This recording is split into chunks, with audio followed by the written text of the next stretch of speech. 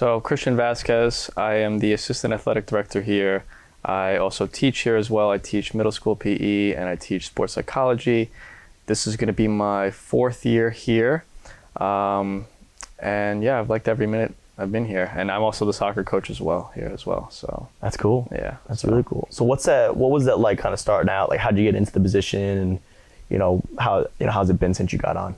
Well, when I first got here, I actually just interviewed for the coaching job. I wasn't really interested in teaching and whatever, but I did my interview. They loved it. They saw that I had potential to teach. Right. Got into teaching. First started off teaching just high school gym, which was interesting, to say the least. And then, after that, they kind of just gave me more and more classes. And then, now I've just been kind of moving up the pecking order. So sure. And what was it like getting into that assistant director kind of role? Oh, it was I know great. It's been a big undertaking. Yeah, like for me, it's been great. Like for me, I'm really like passionate about like athletics, definitely soccer, but like more so like team building and making us kind of like competitive, because I feel like we've like kind of lost that in a sense the last couple of years with COVID and everything. So I'm glad I'm in this kind of position now to kind of just get us back to a point of like, all right, well, we're the Knox school and like we win games and we win. So let's get us to that point again. Right. So. And with that, can you talk a little bit about how, sports in general at the Knox school and the mentality we use with it, and maybe, not every year we have the same sports year to year, but like how do we kind of like adjust and dial in and then like go full speed for that season? Yeah, I think it's like obviously getting to know your students and what they want and what they need and maybe what they're necessarily good at. Like there's some consistent sports, right, that we have had for a while: equestrian, crew, basketball, soccer as well. But we want to offer a lot of different things to our kids so that they are engaged and want to be part of sports teams. I feel like a lot of kids that have come here have never really had the experiences to play sports or weren't necessarily quote unquote like natural athletes. So for me, I just want to showcase to them like, hey, you don't have to do like the typical, I have to be a superstar athlete in basketball or cross country or whatever, right? But we can show them there's other ways to be an athlete and other ways to be part of athletics at the Knox school. So for me, it's really just about getting the kids to buy in to the sports programs, whatever we offer, and getting them to feel part of a team, which has kind of been my big mission when I first started here. I want to create a bunch of teams that are successful in their own success. And I think that also depends on what are the coaches defining as what is success to them and their team, right? I've kind of given the coaches kind of just free reign to just do whatever you think is best for your team. Obviously, schools want to win games, right? But maybe for other coaches and other teams in sports, it's a little bit more than that, especially with my team as well. So And we were just talking before about the kind of success that we're seeing this year, like at least so far in the fall season with our sports teams. And what does that kind of success bring to like the vibe of the games, and how does that finding success help the kids with their sports and then with their their high school experience? Oh, it's great. Like morale is just high right now, which is fantastic. Like even when the kids wear their jerseys like for their game day, like kids are coming up to them and asking like, oh, who are you playing? Like, how are you guys gonna do? Like, best of luck. Like that's stuff that I want to keep having kids of all of kids that even aren't like athletes, right? Just asking about these games and having questions for them. But the morale is fantastic. I think, like I said, one of my big things is trying to get as many people at home games as possible.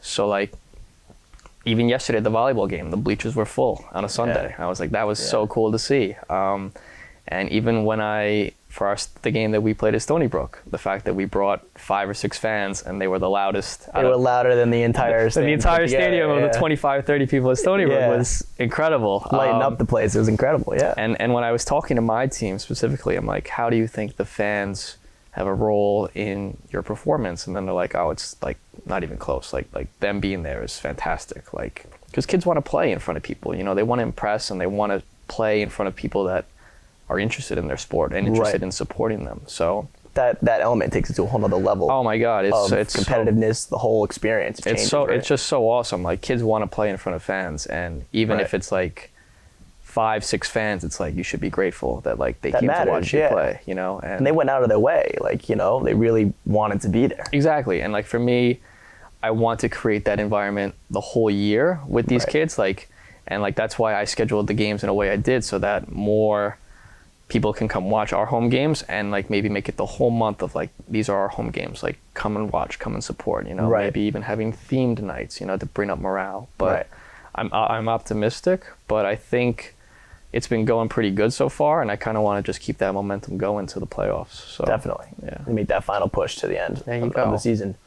You know, we talk a lot about, you know, kind of the community here at Knox, right? Because it's such a big part of our day-to-day here and everything we do. Yeah. So can you talk a little bit about, you know, you live on campus, you know, what the community is like in general, and then also what kind of like living here day-to-day is like as well, and how that translates into our everyday things we do here?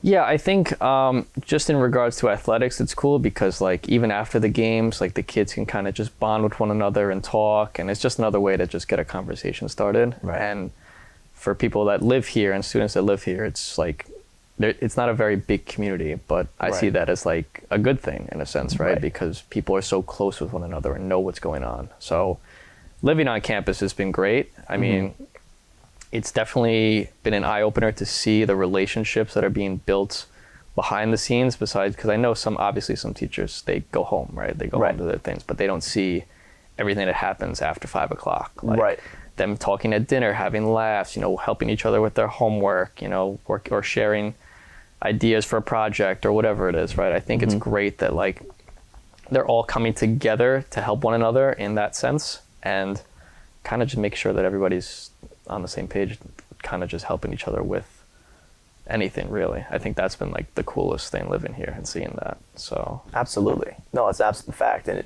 for me, like looking in on the outside too, it's so cool. Like, you know, these guys win the game. You know, anybody, they win their games. We have the bell. They come home, they ring the bell, and then that's like the whole community hears it. Like it rings throughout our 30 acres here. Well, that was the coolest thing too. Is like Barbara was telling me, she's like, "Oh, it was so cool hearing the bell," and I was like, "You guys actually hear the bell?" Like, and she's like, "Oh yeah, like it's so loud." Yeah, it's so cool. Like we get comments, people tell me they're like, "Wow, the bell was ringing last night," and I'm like, "Yeah, like that's what they do. Like they love it. That's it's a reward, right? Like I love that tradition to have that moment and the whole team there together, and then like that's what's so cool about this unique boarding experience too. For our students that do board, like the game doesn't end at the end of the game. You know, like they come home, they ring the bell, and then the boarders, they go to dinner, and then it just carries. And I think what's cool too is like that, even like obviously it's all great when we're winning, but like even when we lose games, like I think the community is also very supportive of each other when we lose games. And I think that's also not really seen from day to day because the games are at 4:30. So they end at 6, you get home at 7, 8, you know.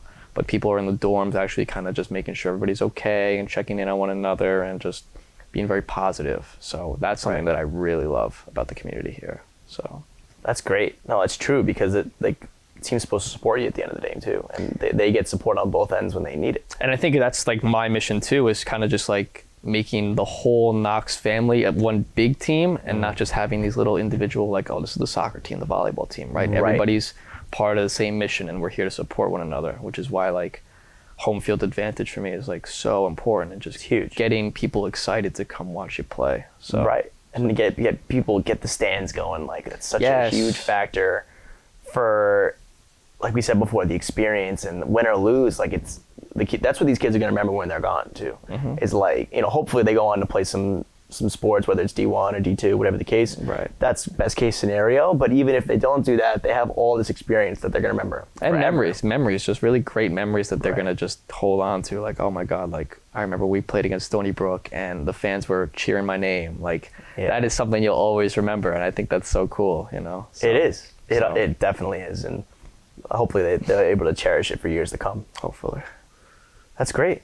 Do you kind of have anything else you want to touch on in regards to your program, things that are coming up, things that you think is important for people to know before we sign off here?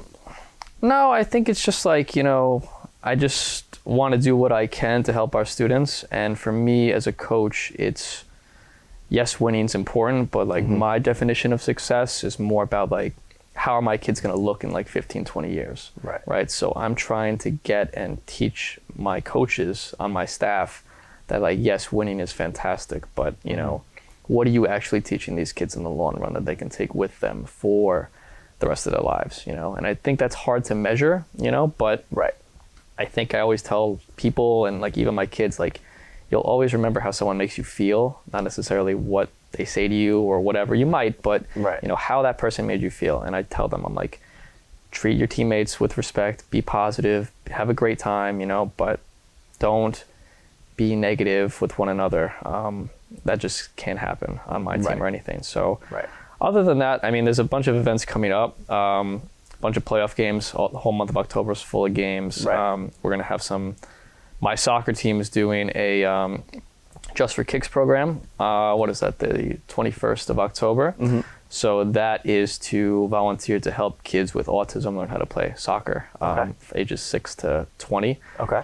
which is a great program. And then I know today, actually, we're doing our Dig Pig game to support Right. Breast Cancer Awareness Month, and as well Right. as some other things we got going on. We've got a bunch of fitness challenges happening every Yep. month, trying to get as many kids involved.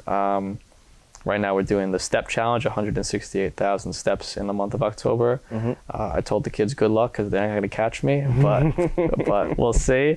But no, I'm just looking forward to the end of the month and seeing how far athletics can come within the next month and see how successful we can be. So, Right. And it's that kind of like constant growth, right? Like, Yes. like everything else that we do here and in this life, we want to be in a forward direction. Yeah, you know, no real losing, just kind of learning, learning Right. through the process and learning through your ups and your downs. Right. So Cool. That sounds great. Cool. Thanks for your time today, Christian. I No really worries. appreciate it, brother. Thanks for having me. Catch you later. Awesome.